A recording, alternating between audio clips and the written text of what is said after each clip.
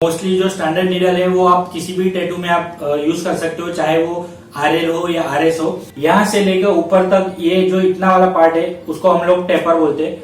मैं अभी आप लोग को जो 5 नीडल बताता हूँ वो 5 नीडल से आप कोई भी बड़ा टैटू आराम से बना सकते हो।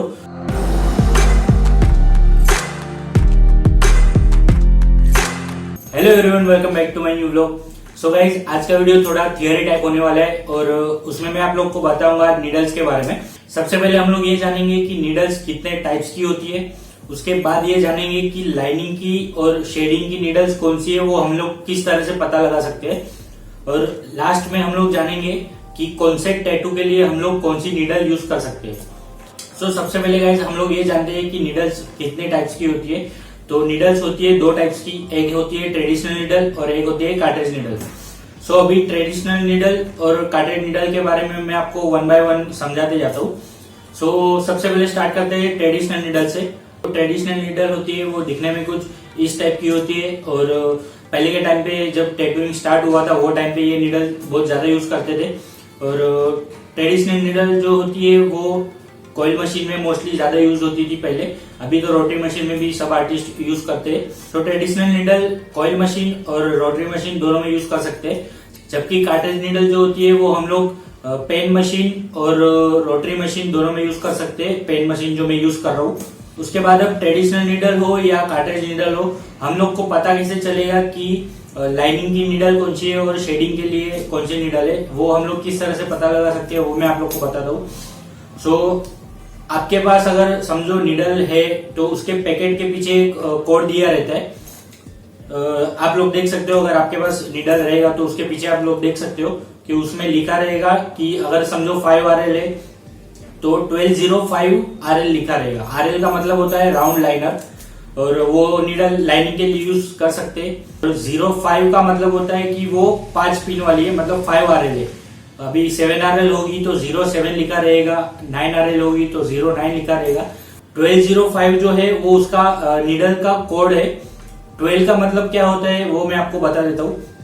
हर एक नीडल का जो पिन्स रहते हैं आगे, अभी समझ लो 5 RL है तो 5 मतलब कि उसके नीडल के आगे जो पिन रहती है 5 पिन रहती है। अभी समझ लो ये मेरा हाथ है तो एक नीडल है और इस तरह से जब नीडल आप लोग ध्यान से देखोगे, ऐसे आपको पता नहीं चलेगा, जब ध्यान से देखोगे तो नीडल के आगे छोटी छोटी एकदम पिन्स रहती है। अगर 5 RL है तो इस तरह से 5 पिन रहती है राउंड में। पिन की जो क्वांटिटी है वो 5 रहेगी। 5 RL है तो 5 रहेगी, 7 RL है तो 7 रहेगी, 9 RL है तो 9 रहेगी। इसी तरह से शेडर में भी रहती है, जितनी शेडर मतलब 7 RS है तो 7 पिन्स रहेगी, वो हिसाब से हम लोग को पता चलता है। और RL और RS नीडल में हम लोग को फर्क कैसे पता चलेगा, तो पहला तो कोड दिया रहेगा, उसके बाद उन दोनों में फर्क क्या है वो मैं आप लोग को बता देता हूँ। RL नीडल जो होती है उसमें जो आगे की 5 पिन रहती है उसके बीच में जो गैप है वो एकदम नजदीक नजदीक रहेगा, मतलब ज्यादा ब्रॉड नहीं रहेगा, वो एकदम नजदीक नजदीक उसके पिन रहते हैं। और जो RS होती है उसके अंदर जो 5 पिन है वो उसके बीच का जो गैप है वो इतना रहेगा, वो मतलब ज्यादा रहता है। मैं सिर्फ आपको एग्जांपल के लिए इस तरह से दिखा रहा हूँ ताकि आपको अच्छे से समझे कि नीडल के आगे जो पिन होती है वो किस तरह से होती है। RL के अंदर जो पिन रहती है वो उसके बीच का जो गैप रहता है वो काफी ज्यादा नजदीक रहता है, काफी ज्यादा कम रहता है। उसके वजह से जो लाइनिंग है वो शार्प आती है, एकदम क्लीन आती है। और जो RS होती है, RS नीडल राउंड शेडर, उसके अंदर जो पिन्स रहती है उसके बीच का जो गैप रहता है वो ज्यादा रहता है। RS से अगर आप लाइन करोगे तो इतना शार्प नहीं आएगा, वो थोड़ा ब्लरी आएगा। तो RS मोस्टली यूज होती है शेडिंग के लिए छोटे छोटे पार्ट में। सो ये मैंने आपको बताया कि RL और RS में क्या डिफरेंस है।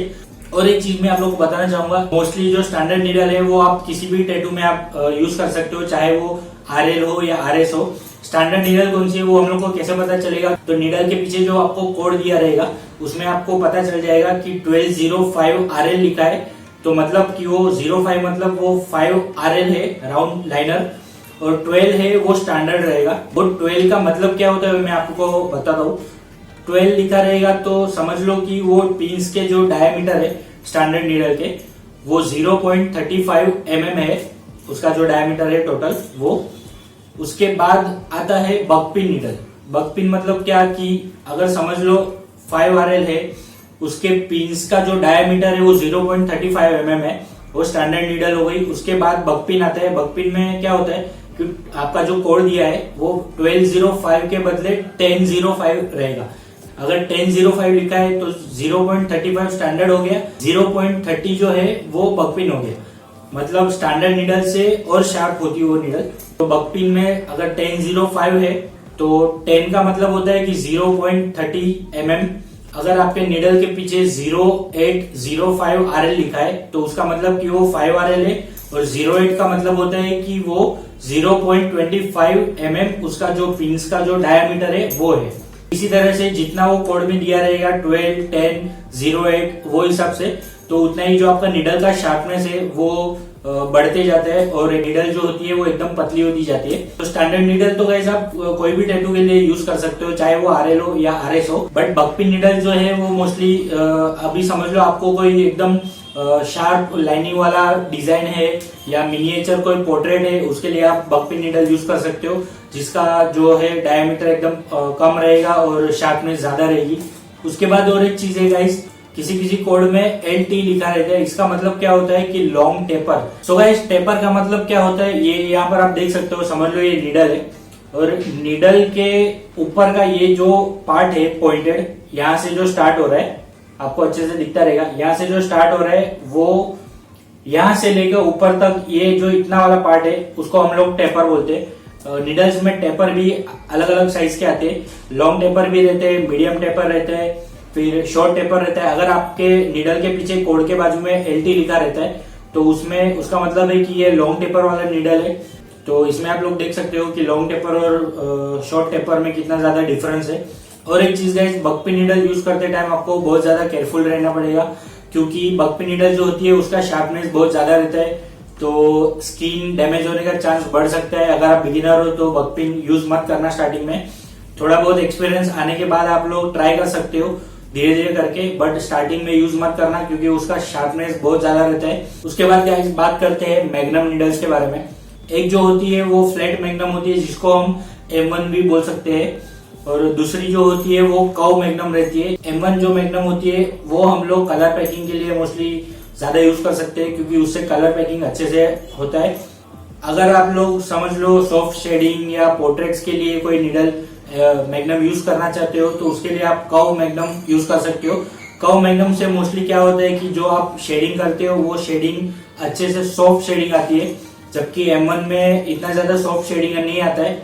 कौन सी कर्व मैग्नम है वो आपको किस तरह से पता चलेगा, तो बारकोड जैसे लाइनिंग और शेडिंग के लिए आप लोग बारकोड से देख सकते हो, उसी तरह से वहां पर RL और RS के बदले MGC लिखा रहेगा। C का मतलब होता है कर्व और MG का मतलब होता है मैग्नम। तो अगर समझो आपके नीडल के पीछे लिखा हुआ है 1209 MGC, तो इसका मतलब होता है कि वो 9 मैग्नम और 12 जो है वो स्टैंडर्ड है। उसके बाद जिस तरह से मैंने लाइनिंग और शेडिंग में बताया बकपिन किस तरह से होता है, उसी तरीके से मैग्नम में भी बकपिन आती है। सो गाइस अब बात करते हैं कि कौन से टैटू के लिए हम लोग को कौन सी नीडल यूज करनी चाहिए। मोस्टली जो क्लाइंट्स आते हैं टैटू स्टूडियो में टैटू बनाने के लिए, वो ज्यादातर स्क्रिप्ट टैटूज के लिए आते हैं और छोटा मोटा कोई डिजाइन रहेगा उसके लिए आते हैं। बड़े टैटूज बहुत कम बनवाते हैं और स्क्रिप्ट टैटूज बहुत ज्यादा बनवाते हैं, 60 to 70% आई थिंक, या उससे भी ज्यादा स्क्रिप्ट टैटूज बनवाते हैं, चाहे वो फिर नाम हो गया या कोई मंत्रा हो गया। तो स्क्रिप्ट टैटूज ज्यादा आते हैं तो उसके लिए हम लोग लाइनर यूज कर सकते हैं। जो आप स्क्रिप्ट टैटू बना रहे हो उसका जो फॉन्ट्स है वो बोल्ड है या थीन है वो आपको पहले देखना पड़ेगा। वो हिसाब से आपको नीडल का सिलेक्शन करना है कि कौन सा नीडल हम लोग इस टैटू के लिए यूज कर सकते हैं। समझो हैंडीटन टाइप कोई फॉन्ट है एकदम पतला वाला, तो आप लोग पतला नीडल 5RL यूज कर सकते हो, 3RL 5RL। और अगर समझो बोल्ड फॉन्ट है और थोड़ा साइज भी बड़ा है तो आप बोल्ड नीडल यूज कर सकते हो, 7RL 9RL उस तरह से। अभी समझ लो कोई भी बड़ा टैटू बना रहे हो उसके लिए आप लोग स्टैंडर्ड जो है मैं मोस्टली मैं अपने हिसाब से बता रहा हूँ कि मैं जब बड़े टैटू बनाता हूँ तो मोस्टली 5 से 6 नीडल में यूज करता हूँ। कौन सी और वो नीडल क्यों यूज करता हूँ मैं बता देता हूँ। मैं अभी आप लोग को जो 5 नीडल बताता हूँ वो 5 नीडल से आप कोई भी बड़ा टैटू आराम से बना सकते हो। पहली है 5RL, दूसरी है 7RL, तीसरी है 7RS मतलब कि राउंड शेडर, उसके बाद 9 मैग्नम और उसके बाद 15 मैग्नम। ये 5 नीडल स्टैंडर्ड है। अगर कोई भी आप कितना भी बड़ा टैटू बनाना चाहते हो तो ये 5 नीडल से आप आराम से बना सकते हो। ऐसा जरूरी नहीं है आपको बड़े बड़े मैग्नम चाहिए या और भी कोई नीडल चाहिए। ये 5 नीडल आपके पास है तो आप आराम से बड़ा टैटू बना सकते हो। अब ये 5 नीडल क्यों, उसका मैं आपको रीजन बताता हूँ। 5RL जो है वो अभी समझ लो कोई फोरआर्म टैटू है, उसके अंदर जो आउटलाइंस रहती है बाउंड्री, उसको हम लोग शार्प करने के लिए हम लोग 5RL यूज कर सकते हैं। उसके बाद समझ लो कि कोई बोल्ड आउटलाइन है या कुछ, यहाँ पर समझो आप फोरआर्म पे कोई पोर्ट्रेट बना रहे हो, उसके नीचे फोन्ट्स है, तो फोन्ट्स में कलर पैकिंग के लिए आप 7RL यूज कर सकते हो। 7RL से भी आप कलर पैकिंग कर सकते हो, बट जो आउटलाइन रहेगा उसका जो एजिस रहेगा वो वहां पर आप RS से जो है शार्पनेस नहीं ला सकते। वहां पे अगर आप लोग RS से शार्पनेस लाने जाओगे तो वो खराब होने का चांस बढ़ जाता है। तो उसके लिए हम लोग शार्पनेस के लिए RL यूज कर सकते हैं। 5RL और 7RL हो गया। उसके बाद 7RS जो है वो समझ लो कोई अगर आप फेस पोर्ट्रेट बना रहे हो, उसमें आई बॉल वाला जो पार्ट रहता है छोटे छोटे डिटेल्स के लिए 7RS से आप लोग आराम से शेडिंग कर सकते हो। अभी उससे भी समझ लो आपका बड़ा टैटू है, कोई किसी का हाथ ब्रॉड है और उसके हाथ पे डिजाइन जो है थोड़ा बड़ा है, और तो उसके लिए आप लोग 9RS भी यूज कर सकते हो। तो डिपेंड है कि कितना बड़ा टैटू है, उसके हिसाब से आप लोग सिलेक्ट कर सकते हो 7RS या 9RS। तो मैं मोस्टली 7RS यूज करता हूँ। उसके बाद आती है 9 मैग्नम, वो भी कव। मैं 9 मैग्नम में जितनी भी मैग्नम यूज करता हूँ मैं कव मैग्नम ही यूज करता हूँ सॉफ्ट शेडिंग के लिए। तो 9 मैग्नम से हम लोग छोटे छोटे पार्ट्स जो रहते हैं पोर्ट्रेट या कोई भी सॉफ्ट शेड वाला टैटू डिजाइन रहेगा, सो उसमें 9 मैग्नम से हम लोग छोटे एरिया पे सॉफ्ट शेड क्रिएट कर सकते हैं। और जो बड़ा एरिया है उसके लिए 15 मैग्नम भी हम लोग यूज कर सकते हैं। और 15 मैग्नम से या 9 मैग्नम से हम लोग कलर पैकिंग भी अच्छे से कर सकते हैं। बड़े एरियाज है उसके लिए हम लोग 15 मैग्नम भी यूज कर सकते हैं। और उससे भी समझो बड़ा बड़ा ट्राइबल टैटूज वगैरह जो है या ज्योमेट्रिकल पैटर्न जो टैटूज रहते हैं उसके लिए काफी ज्यादा कलर पैकिंग, मोस्टली उसमें कलर पैकिंग ही होता है। तो उसके लिए आप उससे भी 15 मैग्नम से भी बड़ी नीडल आप यूज कर सकते हो। सो गाइस, मैं आप लोग को एक सजेशन देना चाहता हूँ कि जब आप टैटू बनाने बैठते हो तो सबसे पहले अपने डिजाइन को स्टडी करो कि कहाँ पर कौन सा आप नीडल यूज करने वाले हो। अगर आपको लगता है कि कोई छोटा पार्ट है एकदम बारीक, जहां पर मैं एकदम बारीक नीडल से काम कर सकता हूँ, तो उसके लिए आप 3RL 5RL भी यूज कर सकते हो। अगर आप लोग को लगता है कि कोई बोल्ड डिजाइन है तो उसके लिए 7RL या 9RL यूज कर सकते हो। शेडिंग के लिए RS यूज कर सकते हो। बड़ा एरिया रहेगा तो मैग्नम से आप लोग फटाफट शेडिंग कर सकते हो, और वो भी कम टाइम में अच्छा शेडिंग होता है, सॉफ्ट शेडिंग होता है। मैंने जो आप लोग को 5 नीडल बताई, उस नीडल से आप लोग ऑल टाइप ऑफ टैटू बना सकते हो, चाहे वो स्क्रिप्ट टैटू हो, लाइन आर्ट हो, फिर ज्योमेट्रिकल पैटर्न हो, या कोई पोर्ट्रेट हो या स्कल्पचर पोर्ट्रेट हो। सो गाइस, ये कुछ नीडल्स से रिलेटेड इन्फॉर्मेशन थी। उम्मीद करता हूँ कि आप लोग को अच्छे से समझ में आया होगा। अगर आपको समझ में नहीं आया और कुछ भी डाउट है या कुछ पूछना है तो आप कमेंट बॉक्स में मुझे पूछ सकते हो, या फिर इंस्टाग्राम आईडी स्क्रीन के ऊपर आ रहा है तो इंस्टाग्राम पे भी मुझे DM करके पूछ सकते हो। तो आज के वीडियो में बस इतना ही, और मिलते हैं बहुत जल्दी नेक्स्ट वीडियो में। तब तक के लिए बाय।